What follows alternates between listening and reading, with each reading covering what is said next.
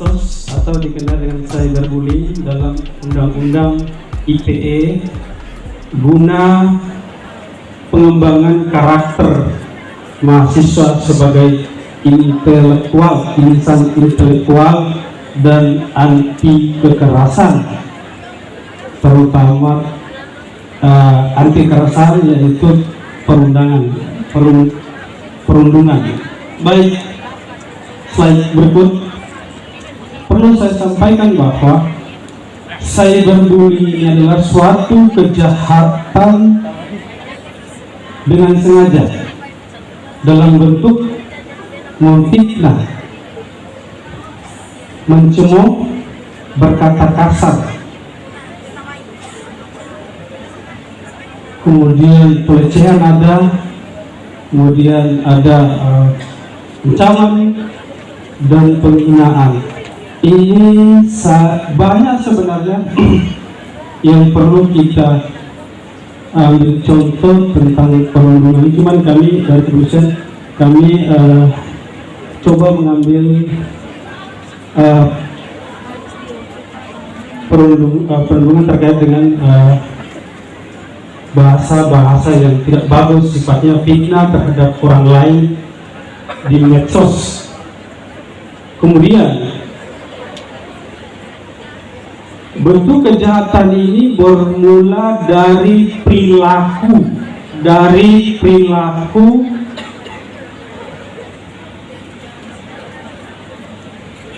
untuk merendahkan martabat atau mengintimidasi santai saya Pak, terlalu konten orang lain melalui dunia maya.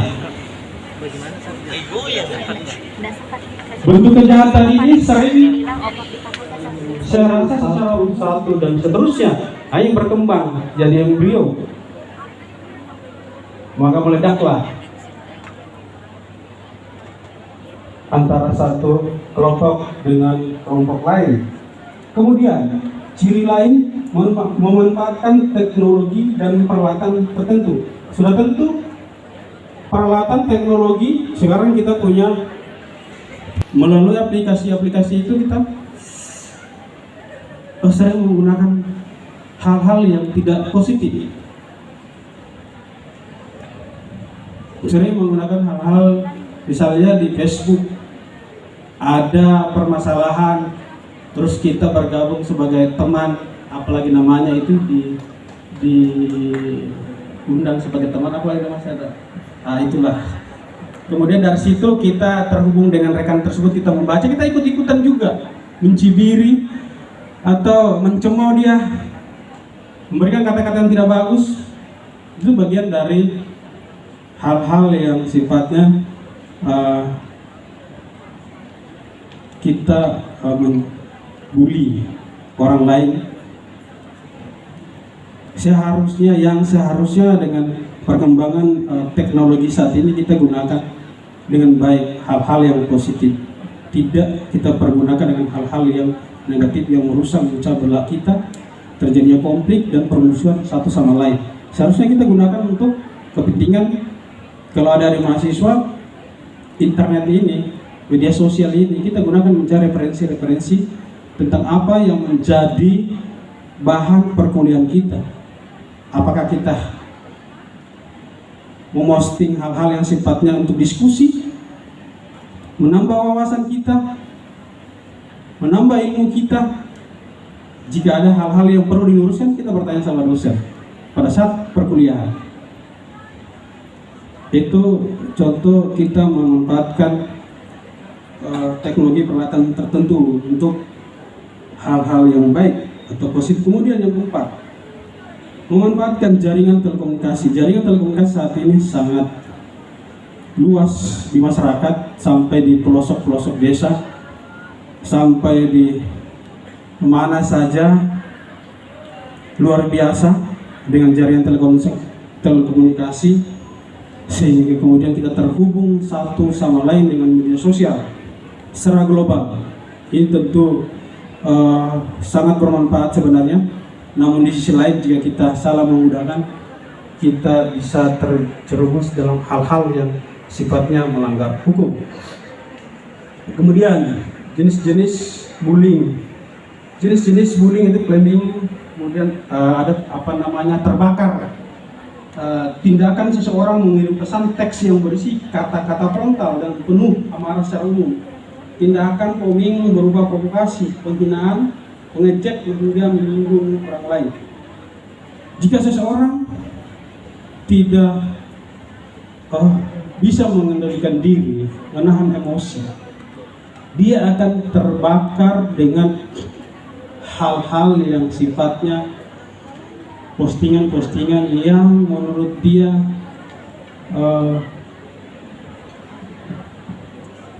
perlu ditanggapi. Artinya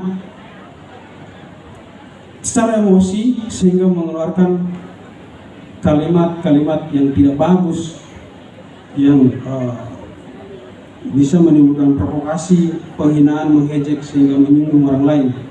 Kemudian ada gangguan, harassment. Ini kalau gangguan ini tindakan seseorang mengirim pesan-pesan berisi gangguan melalui SMS, mail, WA, Instagram, teks, jaringan sosial dengan intensitas terus-menerus. Perilaku harassment biasanya sering menulis komentar terhadap dengan tujuan menimbulkan kegelisahan. Selain itu, harassment juga mengandung kata-kata hasutan orang lain melakukan hal yang sama. Ini gangguan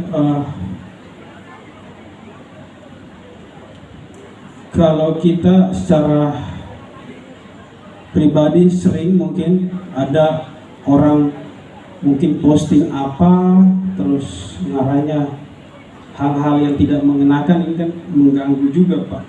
Kemudian ada menghasut hal-hal sifatnya mengundang hasutan untuk kita melakukan sesuatu, ini kan mengganggu juga. Apalagi kita punya keterikatan teman, kelompok dan lain-lain. Jika kita keterikatan itu ada, biasanya rekan-rekan kita sering mengganggu, menghasut kita dengan hal-hal, untung saja hal-hal tersebut sifatnya positif. Tapi kalau sini kita berbuat anarkis, tentu itu tidak baik. Kemudian ada pencemaran nama baik, tindakan yang dilakukan dengan sengaja dan sadar mengumbar keburukan orang lain. Ini sering-sering Pak, pencemaran nama baik person, mengumbar, menghina dan caci maki sebagainya. Ini kami di kepolisian sering-sering mendapati pengaduan terhadap perkara-perkara ini sering kita jumpai. Jika hal itu dilaporkan, maka rekan-rekan penyidik dari kepolisian akan menindaklanjuti terkait dengan pencemaran. Otomatis yang merasa dirugikan akan datang ke kantor polisi. Tidak mungkin dia diam-diam saja Pak, dihina dan dibully dan sebagainya. Tidak mungkin dia di rumah manis Pak, di rumah minum kopi atau merokok dan sebagainya. Masa kita dihina, dibully, kita minum kopi, makan kue, nasi goreng dan sebagainya, tidak mungkin kan? Pasti kita sakit itu, pasti kita sakit tentunya. Kemudian ada cyber stalking, tindakan memat-matai, mengganggu dan pencemaran nama baik terhadap seseorang yang melakukan secara intens. Dampak orang yang menjadi korban merasakan ketakutan besar, depresi. Kemudian ada penipuan, tindakan berpura-pura atau menyamar menjadi orang lain untuk melancarkan aksinya, mengirim pesan-pesan status baik biasa terjadi pada jaringan sosial seperti Instagram, Twitter, menggunakan akun palsu. Ini penipuan sering-sering terjadi Pak. Kenapa saya katakan sering-sering terjadi?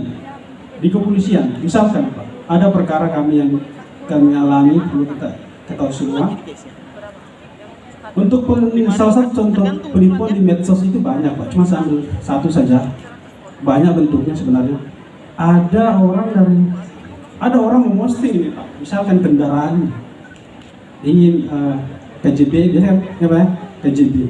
Kan posting itu Pak, mobil motor semua jual. Dia tidak sadar diintai oleh para pelaku penipu yang berada di medsos itu. Dengan berpura-pura Pak, Bapak mau jual motor? Iya saya mau jual. Ada lengkap surat-suratnya, tolong tunjukkan Pak. Bapak tinggalnya di mana? Mau jualnya berapa? posisi motor di mana. Ketika dia mendapat data itu, maka dia cari mangsa. Dia lihat tuh di Facebook, siapa-siapa yang monitor tuh Pak, yang pro menawar. Oh ini orang serius ini, kontak lah, minta lah. Apa namanya dia kalau Facebook apa namanya, langsung ke personnya itu kan. Nah, saya gagal gaptek juga tuh kalau saya medsos itu. Kalau terlalu banyak gunakan medsos, kita nanti terpengaruh dengan dunia luar. Kita yang positif-positif saja Pak, ya kan? Itu dia. Kemudian setelah data yang didapatkan, maka pelaku itu menghubungi orang itu. Pak, Bapak mau beli motor, beli mobil. Oh iya, saya beli mobil. Wah ini mobil yang ini. Oh ya cocok. Saya yang punya itu Pak. Oh ya, Bapak alatnya di mana mobilnya? Oh di sini Pak, lengkap. Berikan dia. Bapak bisa minta nomor WA-nya. Kirimlah nomor WA-nya. Komunikasi lewat WA dia. Ya kan? Oke, deal Pak. Oh jelas ini. Tidak ada yang salah. Maka terjadi komunikasi yang bagus, deal, ya sudah, minta uang, kirim, transfer. Setelah ditransfer, ketika orang tersebut setelah ditransfer, orang tersebut pergilah ke lokasi itu. Pak, saya mau ambil mobil, sudah saya bayar, ini transfer saya Pak, semua percakapan saya. Lah siapa? Orang ini Pak, setelah dikontak tidak aktif dia, hilang dia. Ya itu pelaku kan sudah dapat, hilang dia. Matikan, buang handphonenya Pak, buang kartunya, bukan buang handphonenya, buang kartunya Pak. Selesai sudah dia. Maka rugi besar dia. Nah, itu salah satu penipuan yang sering terjadi di medsos. Banyak sebanyak bentuk-bentuk penipuan yang terjadi di medsos. Nah itu cuma garis apa namanya, salah satu bentuk contoh saja. Kemudian outing atau trackery, itu merupakan tindakan penyebaran rahasia orang lain. Foto pribadi seorang dipublikasikan, disebarkan, merasa malu, depresi. Ini kan bagian dari tindak pidana ITE, dia akan mentransmisikan, ya kan. Itu bentuk-bentuk jenis bullying juga. Kemudian rekan-rekan perlu kita ketahui bahwa slide berikut, perlu kita ketahui dampak yang ditimbulkan oleh akibat cyber ini banyak, tapi ada beberapa yang sebagai contoh, yaitu antara lain satu, menarik diri dari lingkungan. Ketika kita terdampak dari ini, kita kan malu ya. Artinya kita beraktivitas sosial di masyarakat itu kan kita malu, artinya kita mengurungkan diri untuk kita kumpul-kumpul lah, bahasa kasar, mohon izin Pak.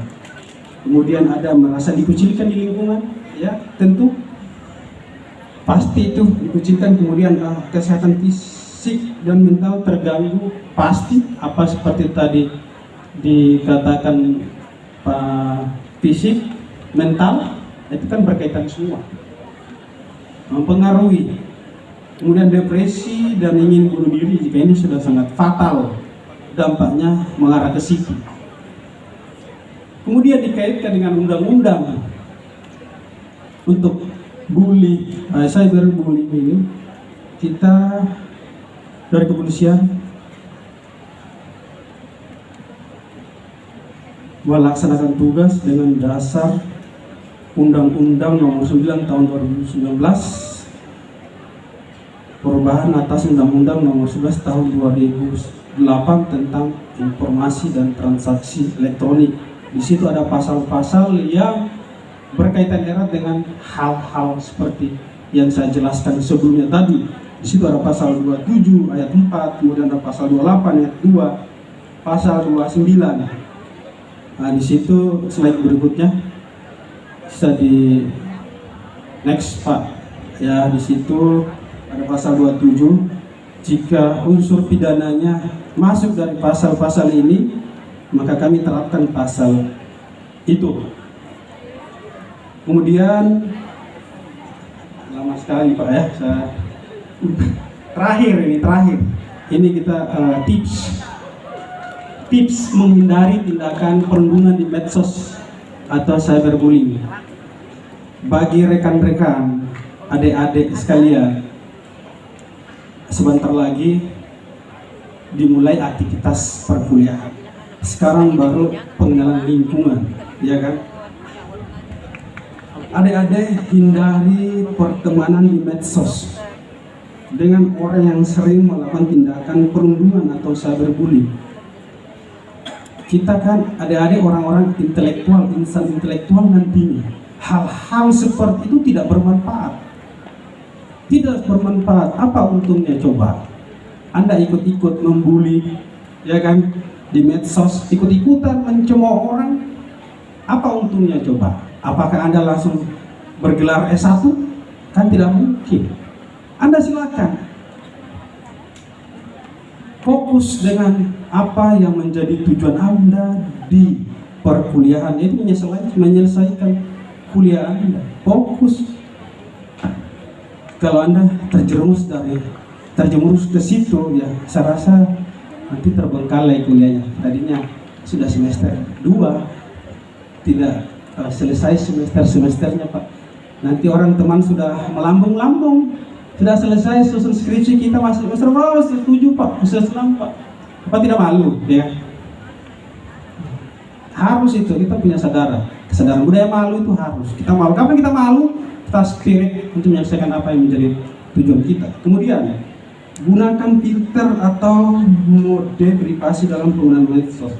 Kita menggunakan filter, ya filter ini kan dari diri kita sendiri. Kita menyaring Pak, menyaring adik-adik hal-hal yang berbau tidak bagus, hoax itu dan sebagainya, pecah belah apa bangsa dan apa fitnah dan sebagainya, itu kita filter, itu kita saring.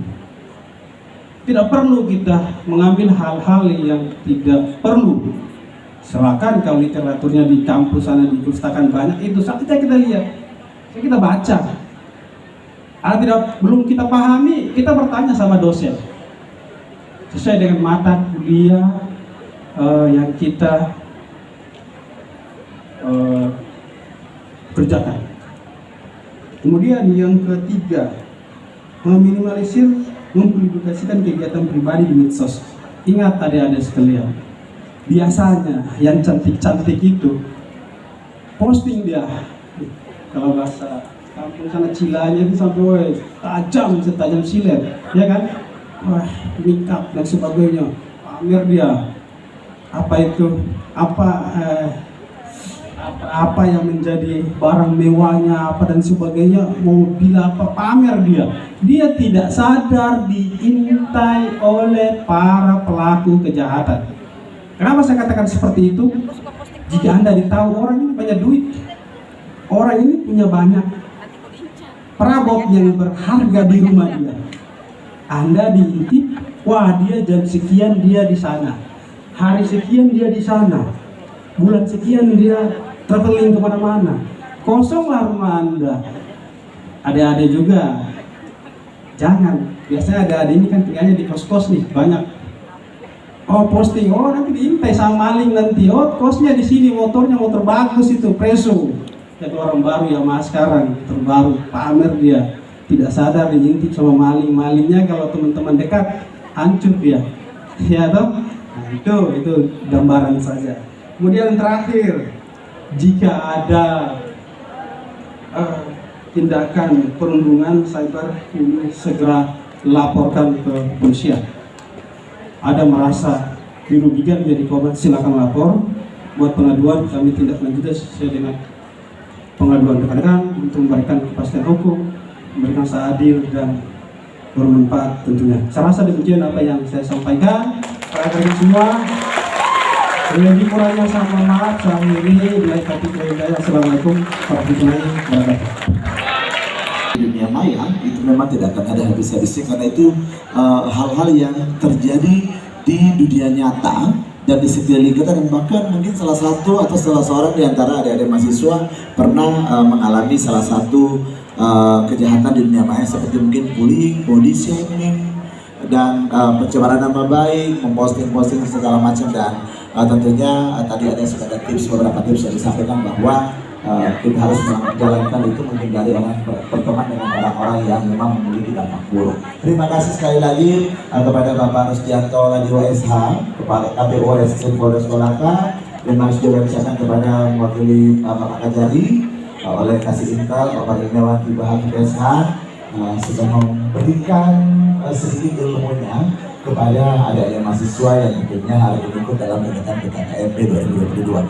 Ya, karena mengingat sekarang waktu sudah menunjukkan pukul 16:30 ini akan ada penyerahan dari universitas ke fakultas masing-masing, karena ini akan masih berlanjut 2 hari lagi, 1 hari lagi ke 3 fakultas. Untuk itu mungkin sesi pertanyaan kita close aja.